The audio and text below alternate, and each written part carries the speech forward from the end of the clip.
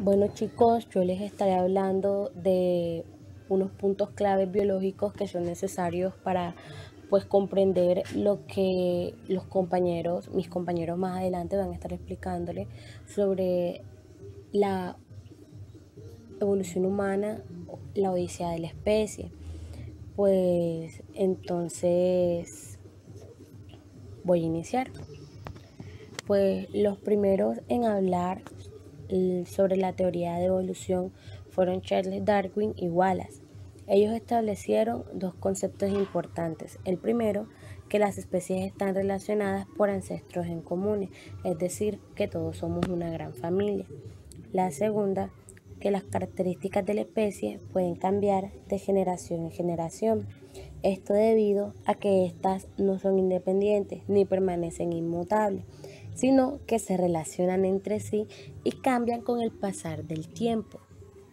Entonces, el gran aporte que nos dio Darwin y Wallace fue el proponer un proceso denominado selección natural que implica cómo sucede la evolución, dando a entender que el que prevalece no es el más fuerte, sino el más apto. Entonces, ¿qué es esto de la selección natural? Pues la teoría de la selección natural propone básicamente que se cumplan dos condiciones. La primera es que los individuos de una población varían respecto a las características que sean heredables. Y la segunda es que en un ambiente concreto ciertas versiones de esos rasgos heredables ayudarán a los individuos a sobrevivir mejor o a reproducirse mejor, más que las versiones anteriores de la misma especie. Un ejemplo claro podría ser el hecho de por qué las jirafas, o la pregunta de por qué las jirafas tienen el cuello largo. Para esto se dan dos hipótesis, una por reproducción y la otra por alimentación. Por reproducción es que los machos pues de las jirafas para poder reproducirse tendrían que luchar con otros que estuviesen en la manada, y entonces un cuello más largo y con más fuerza le proporcionaba mayor capacidad para defenderse y así mayor capacidad para reproducirse con las hembras, o más oportunidades para reproducirse con las hembras de esa pues especie. La segunda por alimentación. Gracias a que estos animales viven en la sabana, hay poca comida en los suelos, entonces ellos tenían que empezar a comer de los árboles más altos. Entonces este proceso se empezó a dar ya que ellos tenían que llegar a comer las hojas o las flores que estuviesen en un árbol. Bueno, ahora aclararé algunos de los conceptos erróneos que se tienen pues referente a este tema de la evolución. El primer concepto erróneo que se tiene es que la evolución es progresiva, lo que significa que las especies siempre se van a hacer más grandes, más complejas o más fuertes o mejores de alguna forma. Esto en realidad no es cierto, ya que ciertos rasgos en la reproducción de la descendencia se hacen con más frecuencia, pero solo en la población, ya que las condiciones que implica pues estos rasgos o esta evolución no siempre tienen que ser la construcción de algo más, sino que hablan básicamente de una renovación. Como así, que no es necesario que una especie se vuelva mucho más fuerte para poder sobrevivir, sino que se renueve y que esas características que ya no le funcionan, que no le sirven, que son inútiles en su sistema, vayan siendo desechadas. Como les decía anteriormente, para evolucionar no permanece el más fuerte, sino el más apto. El segundo concepto erróneo que se tiene es que los individuos, así como las poblaciones, cambian cuando se tiene lugar la selección natural, y eso no es cierto, eso es falso, porque la selección natural actúa sobre los individuos, es decir, uno por uno, pero el cambio evolutivo se da a nivel de población, y este es un cambio mucho más lento y mucho más complicado. Pues ahora vamos a pasar a un punto más cultural o más social, pues este es el punto de El eslabón perdido, la construcción de un mito. Pocos años después de que Darwin planteara o publicara su libro sobre el origen de las especies, el naturista alemán Ernest Haeckel puso, por decirlo así, la semilla de la duda de lo que hoy conocemos como el mito científico, porque es un mito científico del eslabón perdido. ¿Y esto por qué se da? Pues se da más que todo por un sentimiento social. En el momento en que Darwin publicó su teoría sobre el origen de las especies en 1877, las personas consideraban, la gran mayoría de la sociedad, que ellos, al ser creyentes, consideraban que el origen de ellos fue la creación individual de cada una de las especies por un ser divino. Es decir, ese ser divino creó al hombre, luego creó a la mujer, luego creó a la vaca, luego creó al toro, luego creó al chimpancé, pero todos individualmente, ¿cierto? Entonces este mito del eslabón perdido tomó mucha fuerza en la comunidad, pero fue porque ellos querían definir a la humanidad en un marco diferente de las demás especies. Es decir, nosotros somos humanos respecto a otros organismos, tenemos un estatus de superioridad. Y este malestar incluso se sentía en la sociedad de ese tiempo, desde el 1877, también porque se empezaron a dar ciertos procesos peyorativos, a la creación de esta teoría, como era el hecho de que en circos presentaban con un anuncio de los eslabones perdidos vivientes a personas con rasgos bastante fuertes faciales, mayormente a los negros o a los indígenas o a las comunidades que no estuviesen dentro de lo que ellos llaman civilización o que nosotros llamamos civilización. Entonces los exponían como en forma peyorativa y burlándose de la teoría que planteaba Darwin. Ya en la actualidad tenemos claro que sí, todos hacemos parte de algo, todos, absolutamente todos, provenimos de un ancestro en común. Entonces aquí va LUCA. LUCA son las siglas que se le dan a un organismo el cual se considera es el último antepasado en común que tienen todas las especies. Lo primero que hay que saber, porque aún no está en concreto qué clase de organismo era LUCA, lo único que se sabe es que es un organismo unicelular el cual comenzó a dividirse y a partir de ahí fueron evolucionando durante millones y millones de años hasta que se le dio origen a los organismos o a los seres vivos que conocemos hoy en día.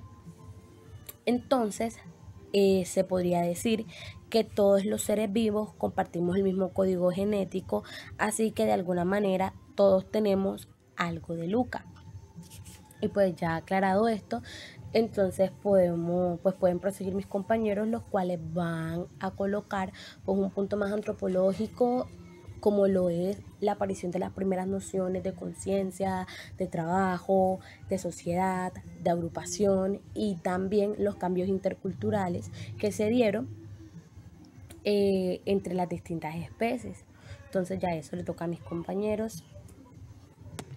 Gracias. Hola, yo soy María Ángela Neta Gutiérrez, de sexto semestre del programa de licenciatura en Ciencias Sociales, y te vengo a hablar en este video acerca del documental Los orígenes de la humanidad. ¿Cómo sucede esto? Hace miles de millones de años África se dividió en dos: África de la selva y África de la sabana. Gracias a este fenómeno físico podemos evolucionar, o podemos decir que logramos evolucionar. ¿Por qué? Porque los que se encontraron en África de la sabana no encontraban la manera cómo sobrevivir al escaso, a la escasez de alimentos. Entonces, un primate nacido, que le colocaremos el nombre de Orren, llamado Orren en el documental, tuvo esa idea de no ser cuadrúpedo, o sea, de no estar en cuatro patas, sino en dos, un animal bípedo. Al ver esto, que podía observar más a media distancia todo su paisaje, su terreno, su familia lo decide pues seguir. En este nada más sobrevivió uno, que sería nuestro antepasado o nuestra abuela, como se hace llamar en el documental, Lucy. Pero no sobrevivió debido a que su cuerpo era robusto, era pesado y cargaba a una criatura en su vientre. Lucy tiene un encuentro con otros Australopithecus, pero estos eran carroñeros, o sea que se alimentaban de carne que lograban cazar en ese momento. Lucy era más alimentada de bayas, pero se logró medio adaptar a comer esto. Sin embargo, no sobrevivió porque, como mencioné, su cuerpo era robusto y al pasar un río donde queda la actual Etiopía, su cuerpo se fue llevado a la corriente. Es así como transcurre el tiempo y llegamos. El Homo habilis o el Homo habilidoso es quien confecciona los instrumentos líticos, o sea que aparece la piedra ya no como una simple piedra, sino como una herramienta. Bien, y se da la capacidad del aprendizaje y así poderlo conservar, y esto sería más un aspecto cultural. Pasamos o evolucionamos al Homo erectus o el Homo más erguido, que dominó territorios de Asia, África y Europa, estableciéndose en tribus, y tuvo contacto con lo que es el fuego. Y como tuvo contacto con el fuego, pudo cocer sus comidas, lo que le dio más proteínas para el cerebro y para su cuerpo. Y si tiene proteínas el cerebro, pues pudo pensar más claramente, haciéndose más preguntas como el porqué de la vida o el porqué de la muerte, teniendo esta habilidad para pensar. Y no solo eso, también hubo una división del trabajo. Seguimos evolucionando hacia lo que es el Homo neandertal, quien introdujo la piel para resguardarse ya sea del frío, de los insectos o de la intemperie. Y tuvo una organización tribal, manteniendo el liderazgo por grupos. Pero su desarrollo como especie fue pausado o fue marcado también, fue marcado por el Homo sapiens. Al haber este encuentro de dos especies o de culturas, el Homo neandertal no se pudo terminar de procrear, por lo que el Homo sapiens, que finalmente somos descendientes, sí tuvo esta capacidad, desarrollando así pues una cultura más compleja en base a los avances tecnológicos vividos, dando el resultado a lo que somos hoy día, que es el Homo sapiens sapiens. Esto que les acabo de dar es una introducción acerca del documental ya antes mencionado, Los orígenes de la humanidad. Muchas gracias. A continuación les hablaré un poco del Ardipithecus ramidus. El Ardipithecus ramidus poseía un cerebro pequeño, del tamaño de un chimpancé. Los dedos pulgares de este homínido le permitían agarrarse de las ramas de los árboles. En sus manos muestra un poco de diferencia con los chimpancés actuales. Esta es una criatura recién descubierta. Se descubrió apenas en el año de 1992 en África Oriental. Medía aproximadamente 1,20 m y pesaba alrededor de 50 kilos. Este era un homínido que se caracterizaba por ser bípedo o semibípedo. Era capaz de trepar a los árboles de la selva en busca de comida y refugio. Se ubica este homínido como el último pariente común entre los humanos y el chimpancé. Se dice que vivía en un clima arbolado y húmedo. El desplazamiento de sus extremidades inferiores se dedujo porque se encontró en los últimos años el pie de este animal y de ahí se dedujo que podía caminar en sus dos extremidades. Bueno, ahora les hablaré del Australopithecus anamensis. Esta es una especie de homínido encontrada en Kenia en 1995. El cráneo de este era de pequeñas dimensiones, con gran mandíbula y dientes, lo que concuerda del anamensis, especialmente el diente canino, cuyo tamaño reducido se desliga de los monos no humanos. Se pensaba que este ejemplar, el anamensis, se convirtió gradualmente en el afarensis, pero debido a los nuevos hallazgos arqueológicos, esta teoría queda un poco faltante, pero no se descarta que estos mantenían una relación de ancestro-descendiente. En lo que respecta a su alimentación, por sus dientes se deduce que no solo comía hojas y frutos, sino que también alimentos más duros. Vivió en un ambiente forestal, caminaba de forma bípeda. El Australopithecus afarensis es un homínido extinto que vivió entre 3.9 y 3 millones de años atrás. Era de contextura delgada y grácil, y se cree que habitó solo en África del Este. La mayoría de la comunidad científica aceptó el hecho de que puede ser uno de los ancestros del género Homo. Es un homínido más completo del resto. Se descubrió en 1974. Este homínido tenía la posibilidad para caminar erguido. El fósil se le llamó Lucy y tuvo mucho auge en las noticias y se consideró como la abuela de la humanidad.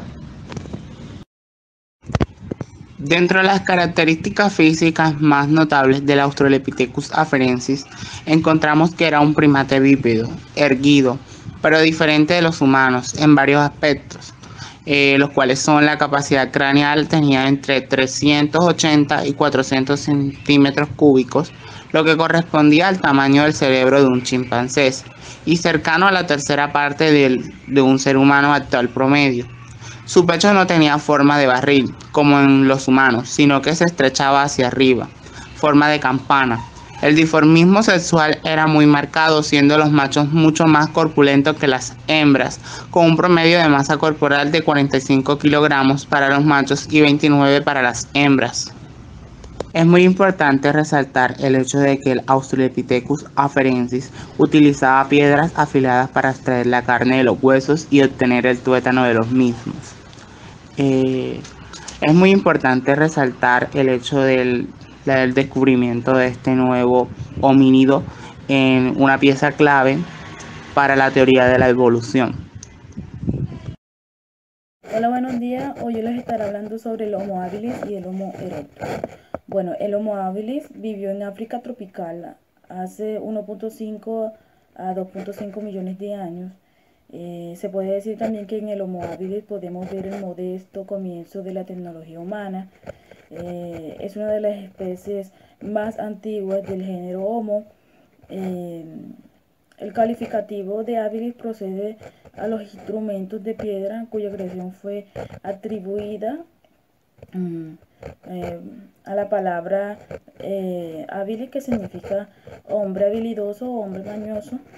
También fueron los primeros en fabricar herramientas para el trabajo de piedra. Estos poseían una capacidad craneal de 600 centímetros, mayor a las de los primeros homínidos, pero menor al cerebro humano moderno. Este fue uno de los principales aspectos considerados del Homo habilis para considerar o para determinar que el Homo habilis era una de las especies diferente al resto, diferente al resto. Hoy en día también podemos considerar que el ser humano,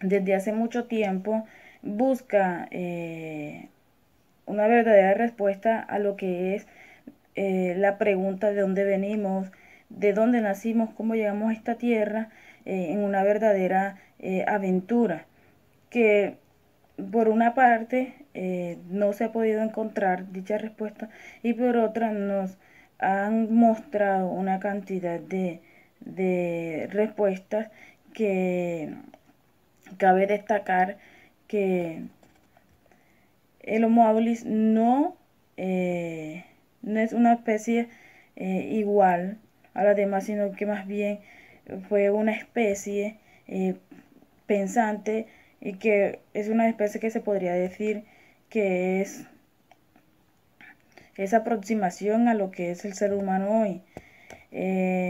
Por otra parte, también cabe destacar que el Homo habilis no conocía el uso del fuego, pero que sí tenía la capacidad cerebral para causar, por ejemplo, para causar un cambio en la dieta. En este sentido, ese cambio de dieta fue a causa de la ingesta de nutrientes de la alta calidad de grasas y proteínas de animales. Esto produjo también que se hicieran carnívoros, el simple hecho de que se puede decir que se convirtieron en carnívoros para poder ser inteligentes, en pocas palabras. Su estructura social estaba jerarquizada por un macho dominante, a los cuales los demás machos le seguían, y las mujeres por ende también lo seguían a ellos. Se mantenía en una especialización del trabajo, o sea, se le daba un trabajo especial a cada uno de ellos. También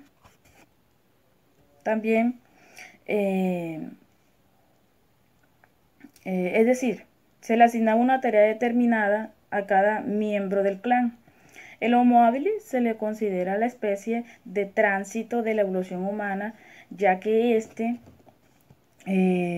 tenía un gran volumen cerebral, y es que en la actualidad se desconoce la razón por qué desapareció esta especie.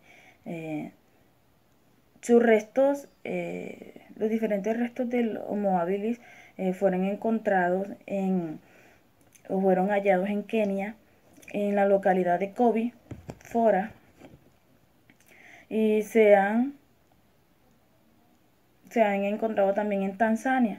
El descubrimiento de estos fósiles, de estos restos del Homo habilis, se le debe a la señora Mary y Louis Leakey, quienes encontraron fósiles entre los años 1962 y 1964. Cuando fue descubierto, se le consideró la especie más antigua del género Homo. Cabe destacar que esta especie ya tenía una organización social dentro de su clan, que no eran tan nómadas como se pensaban. Tenían ya una estructura social sistematizada, los cuales ya tenían como ese pensamiento de lo que era trabajo y lo que a cada uno del clan le correspondía hacer. También, más allá de lo que se puede decir, que ya tenían de una u otra manera como ese sentido de que se tenía que trabajar, de que esta parte le correspondía a esta parte le correspondía a esta. Pero lo más importante aquí es que viene siendo esa especie, como ya lo dije anteriormente, a lo que hoy da respuesta a nuestra evolución tecnológica, ya que estos fueron los primeros que diseñaron esas herramientas tecnológicas que les servían en su trabajo. Bueno, el Homo erectus. Bueno, este forma parte del género de primates homínidos. Hay que destacar dos aspectos importantes del Homo erectus. Primero, esta especie no tuvieron cambios morfológicos en sus en sus distintas épocas y lugares en a donde pertenecían o donde estaban. Segundo, fueron los primeros nómadas intercontinentales. Un poco después de su aparición en África, estos se extendieron en Europa y Asia, llegando hasta el norte de China, en Indonesia, donde se encontraron los primeros fósiles de esta especie. Este tenía una capacidad cerebral de 800 a 1100 centímetros y tenían la capacidad de fabricar herramientas más avanzadas que los Homo habilis. Cabe destacar que esta especie vino después del Homo habilis y por ende se especializaron más y tuvieron diferente capacidad cerebral, ya que estos se alimentaban de carnes, de frutas y de todo eso que les hacía desarrollar más el cerebro. Estos ya tenían los brazos más cortos y las piernas más largas, ya parecida mucho más a los Homo sapiens. Caminaban, podían correr, caminar largas distancias. Se podría decirse que el Homo erectus es uno de nuestros antepasados directos, ya que estos tenían la capacidad de fabricar herramientas, fabricar instrumentos líticos, o sea, como cuchillos, martillos, yunques y algunas puntas hechas de piedras y huesos. El Homo erectus vivía en lugares libres o en cuevas y usaban lo que era el abrigo de piel natural. Los Homo erectus se creen que ya dominaban el fuego y es posible que renovaran todos esos diversas especies del Homo erectus como las diferentes especies de Homo erectus que hay, como el Homo erectus pekinensis, que es el hombre de Pakistán, de Pekín, el Homo erectus, el Homo erectus, que es el hombre de Java, y el Homo erectus soloensis, que es el hombre solo, el hombre de solo. El Homo habilis se destacó, cabe destacar que el Homo habilis se destacó por comenzar a destacar y combinar y modificar todos los elementos de su entorno, mientras que el Homo erectus fue mucho más allá de su capacidad, de su supuesto antecesor. Llegaron a ser tan letales, sus armas llegaron a ser tan letales que lo convirtieron en la especie, que lo convirtieron en la primera especie, de nuestra familia capaz de cazar grandes animales de la talla de un mamut. Los científicos aún debaten sobre si el Homo erectus es un antepasado directo del ser humano, ya que se parece mucho a los Homo sapiens, a nosotros, al ser humano moderno. Y se cree que se cree que incluso estas últimas poblaciones del Homo erectus convivieron con poblaciones del Homo sapiens.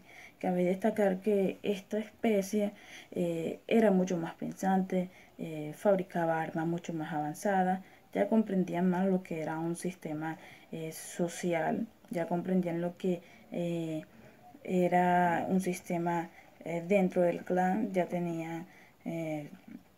diseñaban muchas más armas avanzadas y como ya lo decía antes, tenían la capacidad de cazar grandes animales de la talla de un mamut, y cabe destacar que estos se mantenían bajo la dieta de frutas, pero más allá de cazar también eran carroñeros.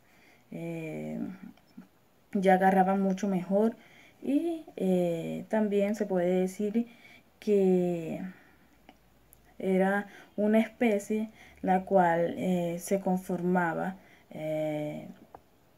a través de lo que se pensaba, lo que pensaban, lo que hacían y lo que decían, porque ya tenían el lenguaje mucho más avanzado que los anteriores, que son el Homo habilis.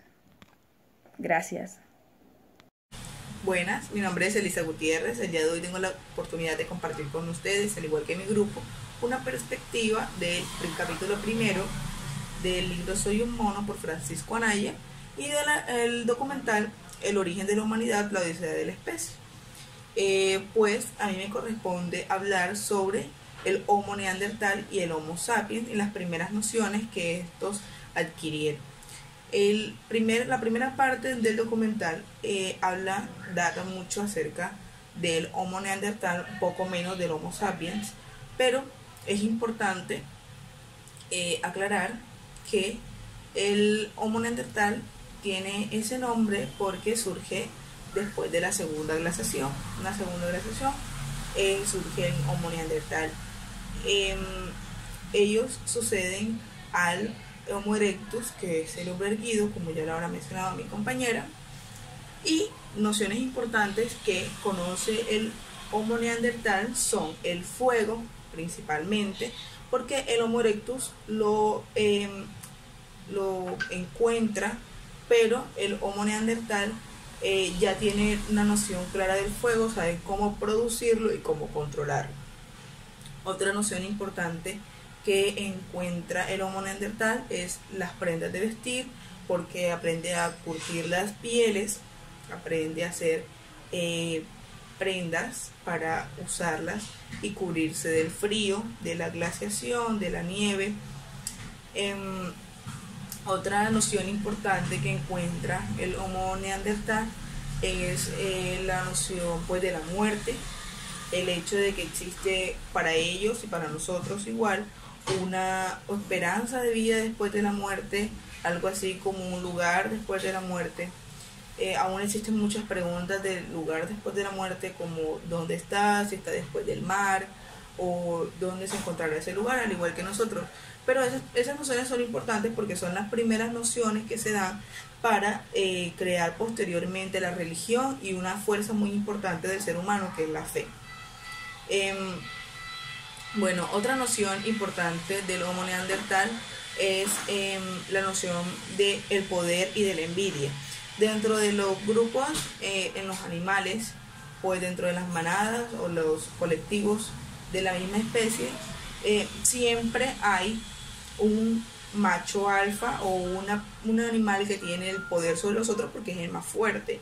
Dentro del Homo neandertal también existe la misma noción, pero importante es que aparece la sensación de la envidia y la necesidad de poder.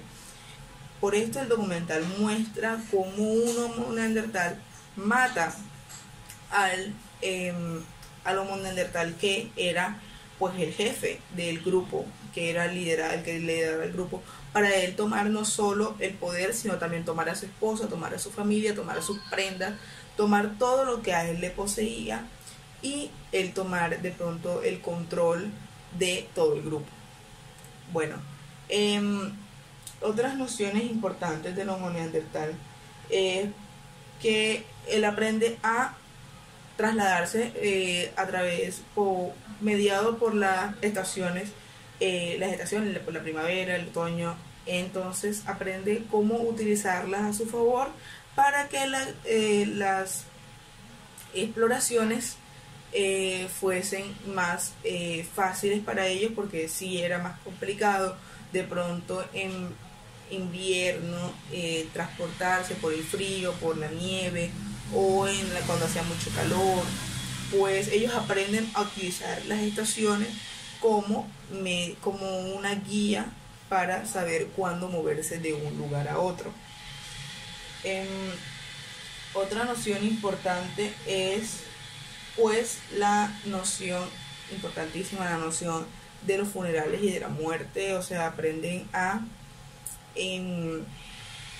a enterrar a las personas, o sea, todo lo que rodea la muerte, el hecho fúnebre y todo esto del entierro y el funeral, ellos lo hacen como un ritual y también entierran a sus cuerpos. Bueno, en la segunda parte del documental, esto no tiene que ver con la exposición, pero me pareció importante.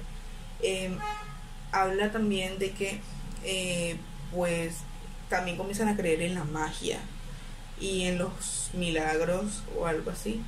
Entonces esto me parece importante porque al principio, en la primera parte, habla de cómo ellos comienzan a preguntarse en la vida después de la muerte y luego como que encuentran un refugio en algo inexplicable que es la magia. Y posteriormente la magia, pues cuando se crea la iglesia, la invención de la iglesia y de la religión, la magia pasa a ser el poder divino, y como todos los milagros o las cosas inexplicables se le atribuyen luego a Dios en vez de a la naturaleza, pues claramente. Bueno, luego aparece el Homo sapiens, como en el documental explica, y el Homo sapiens, pues el documental muestra una escena bastante importante para mí y bastante significativa. Es el hecho de cómo toman a una mujer, o como uno de los Homo neandertales se fija en una mujer Homo sapiens, porque tiene una figura mucho más esbelta, tiene menos, corporalmente no tiene vellos, o sea, la piel está más expuesta. Entonces para ellos eso es importante. Yo no me atrevería a decirlo, pero creo, por lo que vemos en el documental, que quizá también aparece la noción de, por ejemplo, el hecho del maquillaje como forma de expresión artística, o para como caracterizar una persona o caracterizar una tribu, porque veíamos en el documental que la tribu Homo sapiens que se encontraba cerca de la Homo neandertal usaban un tipo de maquillaje para identificarse, y también un tipo de sonido. Claramente ahí nace en el Homo neandertal, pero evoluciona o es más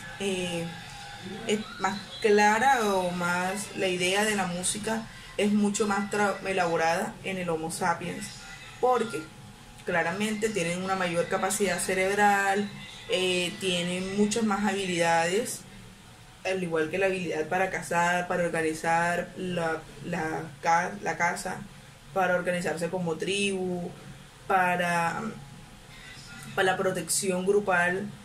Cuando toman a la mujer, las otras mujeres se enfadan, y como el Homo neandertal siente que debe entregar algo, y es algo que incluso en la actualidad se utiliza en algunas culturas, y es el entregar algo a cambio de una mujer, que lo llaman el dote. El Homo neandertal de pronto siente la necesidad de entregar algo a cambio para que no se sientan ofendidos por el haber tomado a la mujer. Pero el documental también menciona que él, aunque quiso traer a la mujer consigo, pues era imposible la reproducción entre ellos, porque biológicamente eran muy diferentes y no iba a poder haber una relación entre ellos biológica.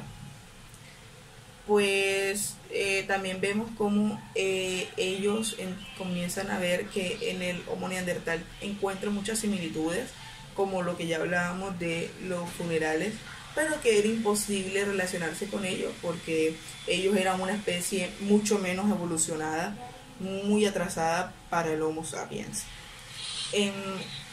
Cuando finaliza el documental, habla también acerca de las primeras nociones del arte y cómo ellos con la sangre tallan en las piedras o pintan pues su historia y la historia del Homo neandertal.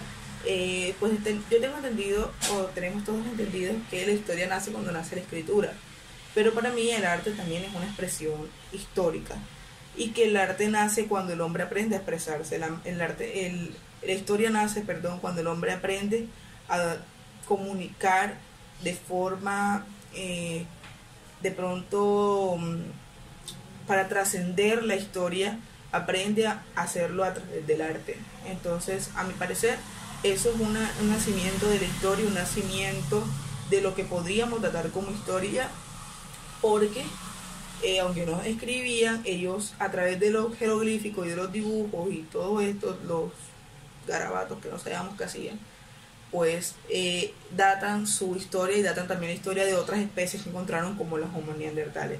En la segunda parte del documental, al principio, también hablan de cómo el nacimiento del Homo sapiens se da dentro de una tribu que no es Homo sapiens.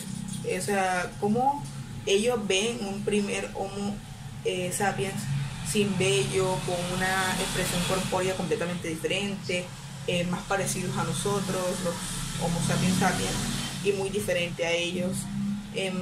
Entonces, esos choques culturales para ellos habrían de ser de pronto una cuestión bastante complicada de entender, pero que aún así, siendo primitivos, supieron de manera instintiva llevar a cabo todas las actividades para sacar una especie diferente a ellos adelante.